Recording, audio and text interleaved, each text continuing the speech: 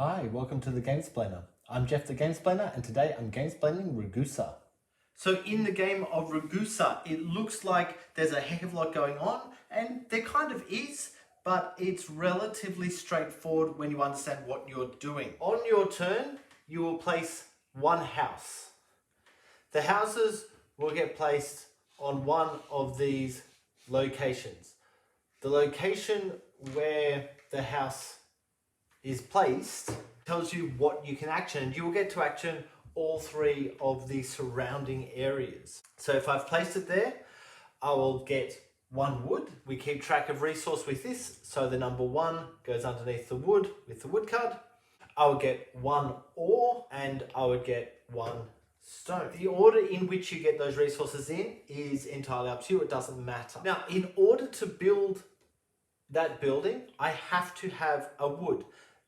The resource produced by the building can count as that one wood. So your first turn is going to have to be somewhere on the wood line. In order to build in the city, which is inside this area, you need to produce one stone as a minimum. So on this guy's second turn, because he's producing now a wood and a stone, he's allowed to build in the city or in the country. The problem is he can't build here. The reason he can't build here is because I would need 2 wood to be able to produce, simply because this is on the same area or attached to the same hex as one of his previously placed buildings. If he placed it there, that would be fine. If he placed it over there, that would also be fine. But anything around those 3, he's going to need to produce a second wood. Of course, if he places there, he's suddenly producing another 2 wood, so it's not a drama anymore. The same deal in the city. So he needs stone to produce in the city. If he builds here, he'll action those 3 hexes. On his next turn around, he cannot build there because he's overlapping hexes, and he needs 1 stone to build in those. The other thing to bear in mind with the building is if he builds there, so he's got half of his house in the country, half in the city, he's going to need 1 wood and 1 stone. Now notice there are 2 hexes, but he still only needs 1 wood to build off that hex. Around here, a fish, if he builds here, he will get 2 fish and 1 olive, but he'll only need the wood to build in the olive hex. You don't need anything to build in the fish hex. So if you build there, you need stone for the city, but nothing for the fish. Now, let's come down to the city, because I think that's where a majority of the game actually is. In the city, there are 10 different hexes available to us. Anything that has that little marker, which is the round arrow, means that anyone who places a building on that hex, they will action that. If on a future turn, someone else places a building on that hex, they will action that, but then orange would also get to action that. So theoretically, if you're the first person on there, you could actually have that building, that single building, actioning 6 times throughout the game, because there are 6 available spaces around that hex. So what do those hexes do? First up, the winery, the silversmith, and the oil press do the same thing. They turn resource, which is shown by these cards at the top here, into their good, their product, which is marked by this. So if this particular player happened to go to, let's say, the oil press, they're pushing their fish forward 1, they're pushing their grapes forward 1, and they are able to turn 1 olive into 1 oil, which means that pushes forward 1.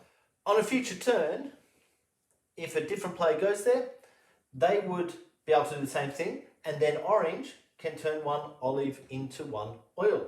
If orange happened to have 2 houses on that hex, making sure that he's able to actually build that. If blue places that one, what then happens is orange can turn 2 olives into oil. But because he only has 1 from his building over here, that means he's only actually going to be able to push forward 1, even though he has the 2 houses. In order for him to do that again, we need to have another olive production. So he's got 2 olives being produced. He can now produce the 2 oil off those houses once someone takes their turn over there. Exactly the same way it works with the winery and grapes, and exactly the same way it works with the silversmith and silver. Moving forward, we have the architect. So if you action the architect, so whenever you place down, you've got to make sure you can action all 3 spots, by the way.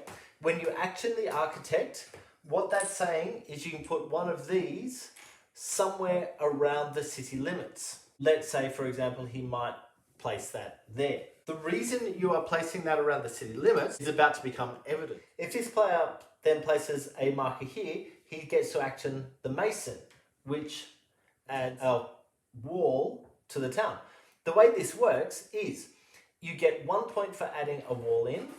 You then get 1 point for each of your coloured pieces that's on either end. So placing this one piece of wall, he's just gained 3 points. At the end of the game, there is points for who has the longest wall, or everyone will gain points, but for their longest wall section.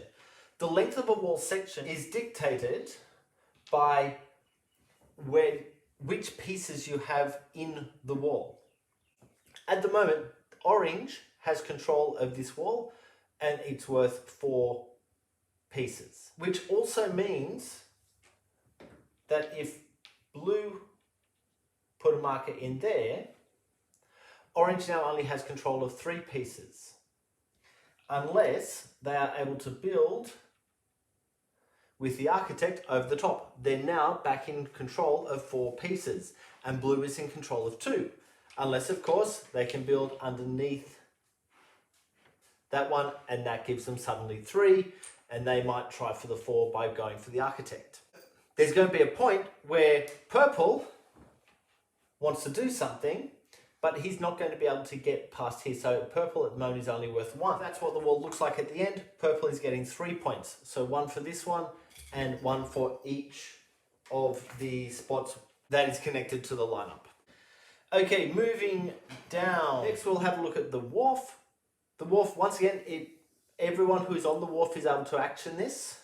So if this player goes on the wharf, they are able to turn in a good for whatever points that good is worth. So he might turn in one of them for 2 points. If this guy goes here again, he's going to be able to actually turn in 2 of them for 2 points each, which would be 4 points. You can see how this all kind of builds up. Jumping across to the market. So if he takes the market, what that says is he's going to purchase one of the things that's coming in by the boat. The cost is just below each of the boats. So if he were to purchase this card, it would cost him 1 more of the oil. The effect is to drop the value of oil, and he then gets this card. The number of stars says how many points he would get for having this card, which is 3. Now, this card would have been better to be purchased by blue, or blue would have really been trying to get this card because he is going to get 4 more points. These cards are bonus cards. You have one of these at the beginning of the game. I believe that you are dealt 3 and you choose 1. They stay face down. For the purposes of the video, because I'm the only person in the room, I'm leaving it face up so you can see what's happening. But if blue was able to purchase this card, they've got the 3 points, and then at the end of the game, they're getting another 4 points for this particular product. And if they can get some more dresses as they come out, it's 4 points per dress that comes out. Once that's purchased all of these, then move down 1, and the next card would push the value of whatever it is showing. So in this case, silver, up however many arrows, 1 or 2. So that will push that up 1. That card then gets flipped out, and we move along. So notice the cost is there, the effect is there. So it's oil, wine, silver, 2 oil, 2 wine in order to do the purchases each time. That action can then be done by everyone who is around the board. Obviously, if you have 2, you can do that twice, but these move down between every purchase. So if you're wanting to pay silver for the card that's here, it's probably worth getting that before you get this one because they're going to move. The next one round, let's go to the fishmonger. This is saying you're getting points for how many fish you produce. So at the moment, 1, 2, 3, 4, 5, 6. With that guy added in, this guy is actually now producing 8 fish, which means he will get 4 points for those 8 fish. If on a future turn, he were to add another house, he's getting 4 points for the 8 fish and another 4 points for the 8 fish. So that's actually a really valuable thing if you can get up a heap of points in that area. While we're on fish, please notice that you can trade in fish for other goods if you need them. So you could trade in 2 fish, bring that down to 6, to gain 1 extra wood, which suddenly means you can build more stuff. Or 3 fish for a stone, or 4 fish for an ore. Or obviously the 2 fish for the olives or the grapes. Okay, last 2 spots.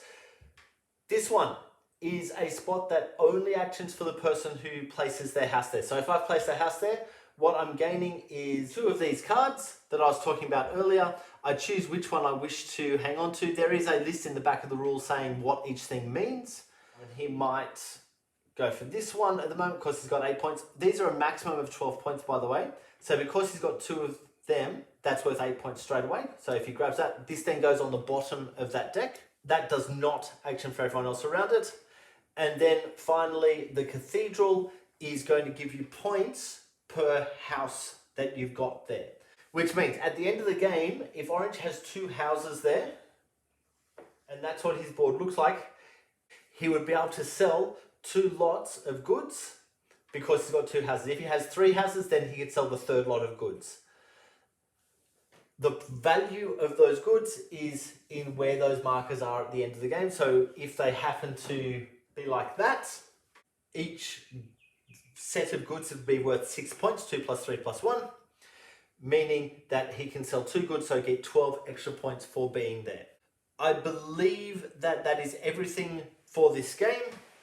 It seems like a lot going on, but as long as one person kind of knows how to run the market and kind of keeps on top of that, the game runs fairly simply. The only thing to really watch out for is how many wood and how many stone you're producing, so you don't accidentally place more guys around a hex than you're actually legally able to.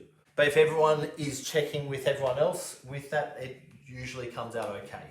So please go ahead and watch my gameplay to get a feel for how the game actually plays. If you have any comments or suggestions, please write them below. If you have any games that you would like to be gamesplained, please shoot me an email to thegamesplainer@gmail.com.